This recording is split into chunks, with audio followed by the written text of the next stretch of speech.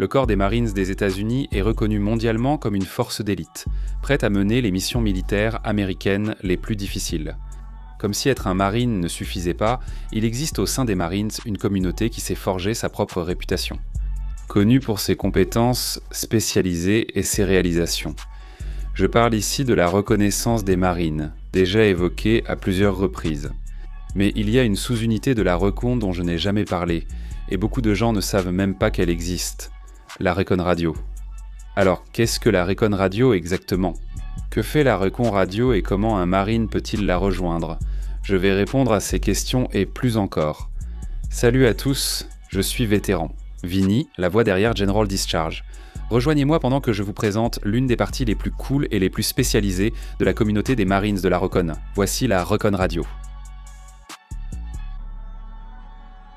Pour comprendre l'objectif de la Recon Radio, nous devons prendre un peu de recul.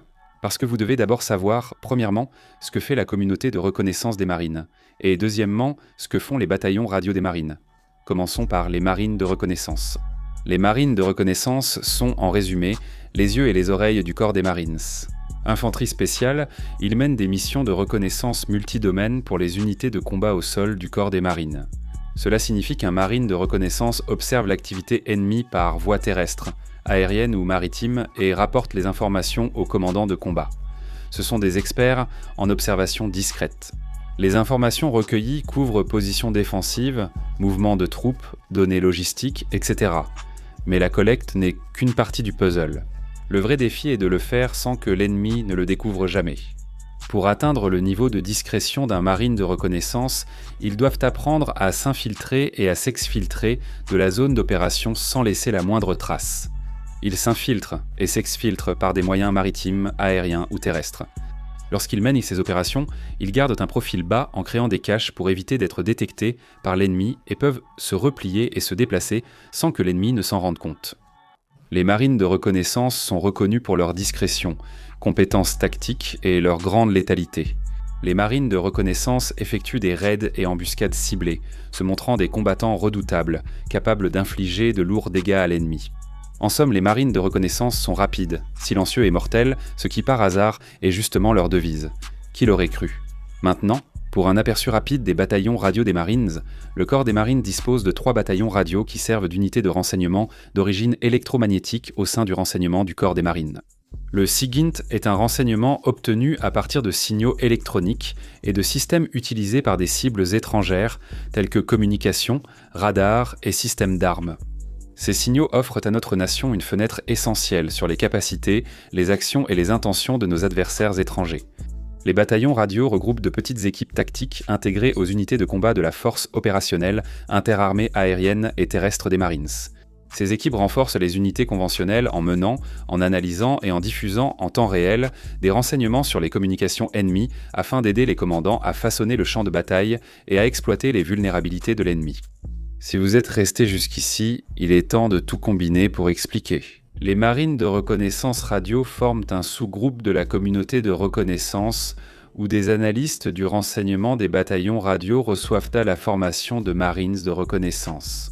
C'est une fusion de 2 spécialités professionnelles totalement différentes, produisant des individus vraiment uniques.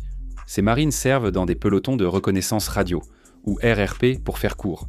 L'idée de la reconnaissance radio est née en 1984 avec la volonté de tester la création d'une équipe de Marines dotée de capacités de renseignement d'origine électromagnétique, capable de mener des opérations spécialisées. Les dirigeants étaient très sceptiques face à la reconnaissance radio, mais la nécessité était telle qu'ils ont accepté de l'essayer à contre-cœur.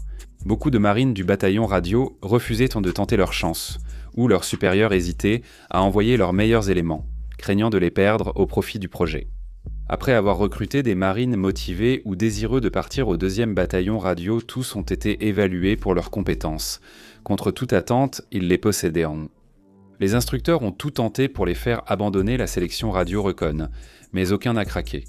Après leur sélection, ils ont suivi la formation pour rejoindre la mission de reconnaissance des Marines, menant à la création de la première équipe de reconnaissance radio en 1987. Aujourd'hui, un Marine de reconnaissance radio accomplit tout ce qu'un Marine de reconnaissance fait, voire davantage. Il maîtrise la natation de reconnaissance, les opérations de petits bateaux, la patrouille et la communication longue distance. Ils maîtrisent aussi des techniques spécialisées d'infiltration et d'extraction, telles que les sauts en parachute à haute altitude et la plongée de combat.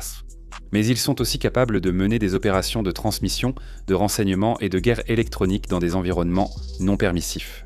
Les équipes surveillent et rapportent les activités ennemies dans le spectre électromagnétique, recueillant des informations cruciales pour les commandants terrestres, avec la spécificité des marines de reconnaissance. Gardez à l'esprit que les marines de reconnaissance observent l'ennemi, tandis que la reconnaissance radio consiste surtout à l'écouter.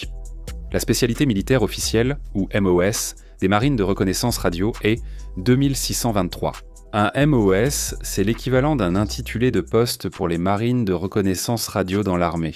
Ils viennent tous des MOS de la série 26, qui regroupe différents MOS relevant du domaine professionnel des transmissions, du renseignement ou de la guerre électronique terrestre.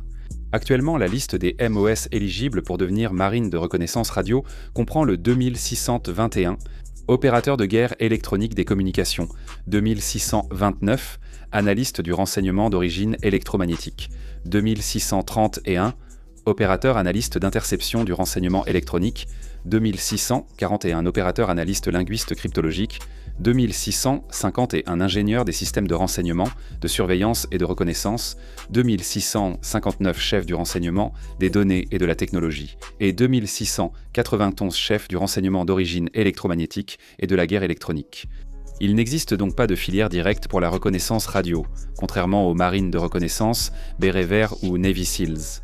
On ne peut pas garantir de devenir opérateur en reconnaissance radio en rejoignant le corps des Marines, cela dépend de la carrière du marine. Après avoir obtenu une spécialité MOS de la série 26, ils doivent définir leur formation MOS, puis demander une affectation dans un bataillon radio.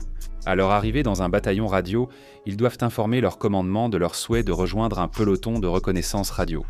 Le peloton de reconnaissance radio évaluera les marines pour vérifier leur aptitude à suivre le parcours de reconnaissance des Marines. S'ils réussissent, ils continuent l'entraînement et attendent les ordres pour la formation de reconnaissance. Le peloton de reconnaissance radio offre un énorme avantage aux candidats à la reconnaissance, car il bénéficie de l'entraînement dispensé par ceux qui ont déjà réussi pendant qu'ils attendent la date de début de leur formation. Le parcours des Marines de reconnaissance inclut un programme d'évaluation de 5 semaines, un cours de reconnaissance de base de 12 semaines, une école de parachutisme de 3 semaines, une école de plongée de combat de 8 semaines et l'école SEUR de 3 semaines. Une fois qu'ils ont terminé le parcours, ils suivront également le cours de parachutiste multimission, ainsi que d'autres cours de la série 26 selon les besoins. Les futurs opérateurs radio en reconnaissance doivent exprimer leurs souhaits, la communauté étant accommodante. La reconnaissance radio occupe une faible place dans le renseignement électromagnétique, donc toute personne qualifiée aura probablement une chance d'être sélectionnée. De plus, les compétences acquises en renseignement électromagnétique préparent aussi à une carrière réussie après l'armée. Les exigences pour rejoindre la reconnaissance radio sont nombreuses. Non seulement il faut remplir les critères médicaux et physiques pour l'entraînement de reconnaissance, mais il faut aussi obtenir un score ASVA-B suffisant pour une spécialité militaire de la série 26, ainsi que réussir une enquête de moralité approfondie et un test au détecteur de mensonges afin d'obtenir une habilitation top secret. La reconnaissance radio est une excellente carrière pour ceux voulant de l'action et apprendre un métier de niche. C'est précieux non seulement pour le corps des Marines, mais aussi pour de nombreuses carrières et postes après leur service. Tous tes amis s'abonnent à General Discharge, et toi, tu ne veux même pas être ici ?